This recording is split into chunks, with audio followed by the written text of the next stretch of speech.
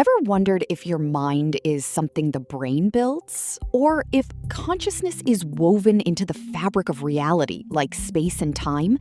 That was one of the big questions on the table this week, and it's the kind of question that makes coffee taste stronger. Welcome to episode 7 of our weekly science roundup, the science of the week for August 25. And we have a stacked set of stories. A philosophical dust-up about consciousness, new lab methods for building DNA at scale, a protein cookie born from plastic waste, a fresh look at the San Andreas fault, an upcoming lunar eclipse, and 2 space notes from NASA, 1 new lunar crater image, and 1 canceled rescue mission. Life and brain to start, then health and biotech, then planet and climate, then up to space, then a methods and materials turn, and finally, what it all adds up to. Let's dive. So, consciousness. A symposium in Porto, Portugal, brought philosophers and scientists together to debate whether consciousness is emergent, something the brain constructs, or fundamental, something as basic as mass or charge. Neuroscientist Christoph Koch argued for the bold option, that consciousness could be a basic property of reality. And he criticized materialist models as not really explaining subjective experience. That's according to reporting from Yahoo.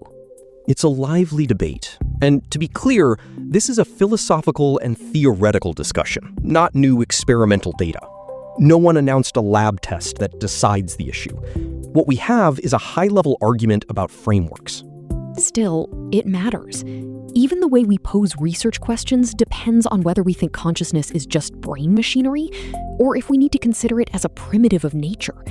It shapes what we expect from brain scans, from neural networks, even from how we interpret anesthesia or sleep. Right. And it's also worth separating claims. Saying materialist models fail to explain subjective experience is a critique of current theories, not evidence that consciousness is fundamental. We'd need testable predictions that distinguish one view from the other, and then experiments. Until then, it's a stimulating, unresolved conversation. Which, to be honest, is part of the fun. You come for the metaphysics, you stay for the research programs it inspires. On to food and waste, and a lab with a very unusual cookie jar.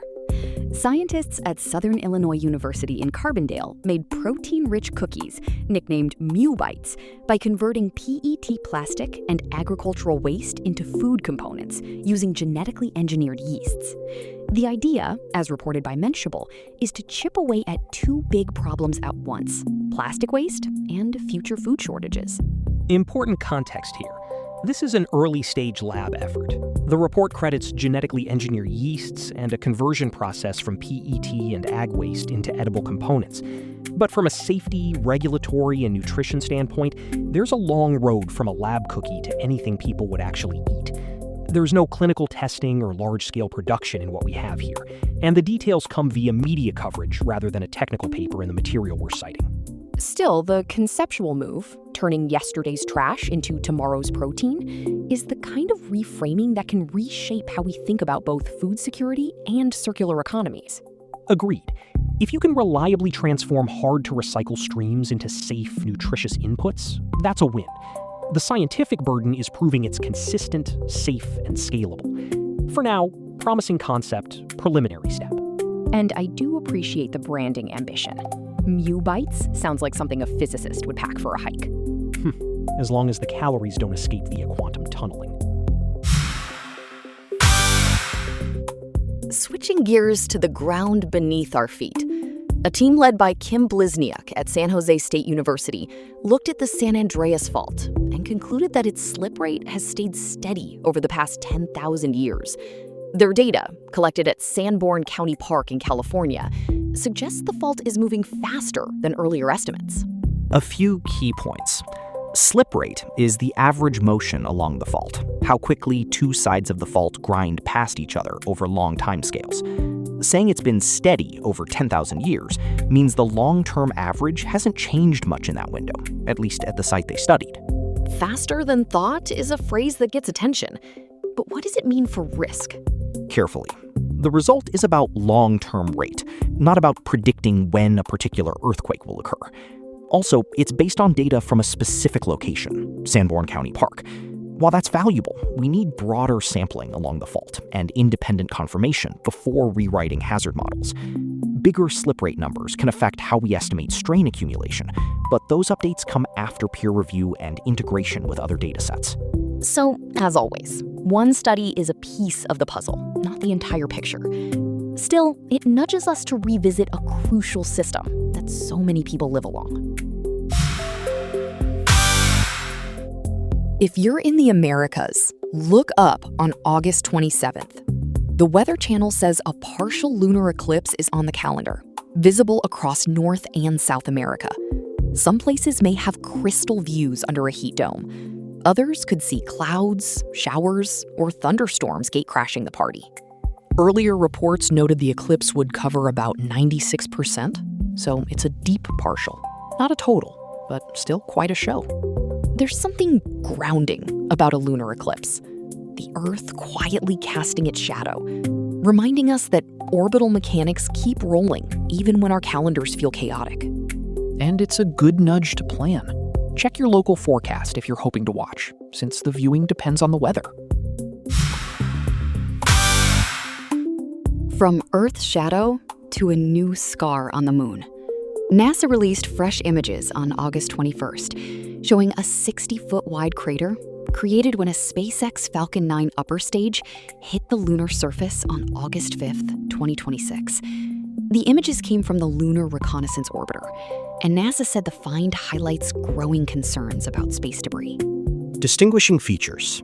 This is not a natural impactor, like a meteorite. It's human hardware, the upper stage of a rocket.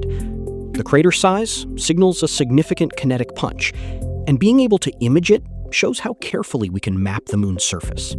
The bigger conversation is about debris management, not just around Earth, but in cislunar space. The images are a data point that our exploration leaves marks, and that those marks are trackable. Exactly. And the growing concerns line is not hype. As missions multiply, so do spent stages and fragments. The science part is we can document outcomes and use that knowledge to refine how we design trajectories and end-of-life plans. In other words, we can be ambitious and tidy at the same time. Or at least try. Staying with NASA, there was a more sobering note. The agency canceled the planned rescue of the Swift Observatory after spacecraft control problems emerged. NASA had been working with partner Catalyst Space Technologies on a mission to capture the satellite and boost it to a higher orbit. But the inability to maintain control led to the decision. This is a reminder that on-orbit capture and servicing are technically hard. You need precise control to rendezvous, grapple, and maneuver a spacecraft, especially an older one, not designed for docking. If control can't be maintained reliably, the risk to both the target and the servicing vehicle escalates quickly. It's disappointing, because the idea of giving a scientific satellite a second life is so appealing. But calling it when the control issues stack up is the responsible move. Agreed. The no heroics principle in aerospace exists for good reasons, and the engineering lessons from the attempt, even a canceled one, often feed into the next, more capable mission. Still, I'll admit, I was rooting for a space tugboat moment. We'll get there, with checklists. Now, a method story that could ripple across genetics labs. A research team introduced something called molecular self-assembly induced cloning. The idea: merge in vitro oligonucleotide self-assembly with cellular DNA repair to build DNA at scale in a single pot. Think 1-tube recipes for thousands of gene fragments and big variant libraries. And it uses microchip-synthesized oligonucleotides, which are short DNA pieces made in parallel at high throughput. The claim is that by letting designed fragments self-assemble and then leveraging the cell's native repair machinery, you can turn many small pieces into many complete constructs in one go. If you do biology, that's a time and cost dream. Less manual stitching, more building and testing. With the standard caveats. We see a method description and a promise of scale, thousands, but we don't have benchmark numbers, error rates, or comparisons to existing assembly pipelines in the material here. For labs, the details matter. Fidelity, bias in which fragments assemble more easily, how robust it is across different sequence complexities, and whether it generalizes. But as a direction, it's exciting. Faster iteration in the design, build, test cycle can open new doors, from enzyme engineering to basic gene function maps.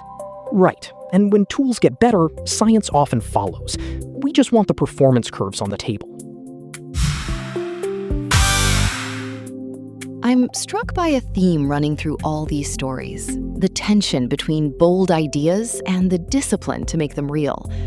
Consciousness as fundamental is a daring hypothesis, but you need testable consequences. Protein cookies from PET plastic challenge our sense of what counts as food, but must pass the gauntlet of safety and scale. A method promising thousands of DNA assemblies invites speed and invites careful validation. On the planetary side, the San Andreas result reminds us that the Earth runs on long clocks. A steady slip rate over 10 millennia is the sort of claim that requires meticulous fieldwork and cautious interpretation. And in space, we have a new lunar crater that forces us to keep thinking about how to manage the byproducts of exploration, and a canceled rescue that underlines how control is king. And meanwhile, the moon is about to step into our shadow again, as if to drop a quiet curtain between acts. It's a nice moment to look up, breathe, and remember why we do any of this, because understanding brings a kind of steadiness. Also because good measurements are beautiful, says the person who alphabetizes his lab notebooks. Daniel, I would never out you on air for that. Oh, wait, I just did. I'll take it as a commendation for orderly curiosity. That's our week. If you want calm, checked science news every day, head to factslane.com or grab the FactsLane app on the App Store or Google Play. And if you like a broader sweep, check out our other weekly shows, Good Week and Tech Week, for a smart dose of what matters. Thanks for spending time with us. We'll be back with another weekly roundup soon. Stay curious, be kind to your attention, and we'll see you next week.